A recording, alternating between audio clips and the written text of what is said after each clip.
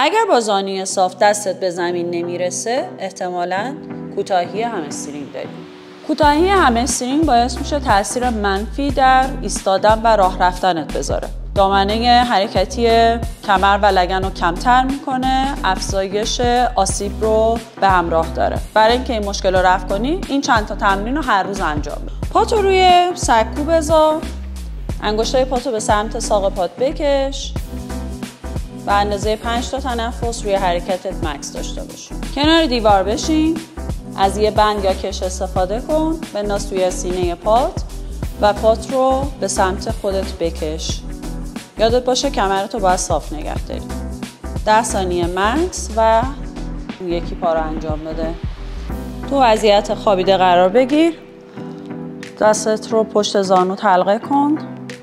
زانوتو به سمت سینه بیار. پاتو آروم خم کن و صاف کن.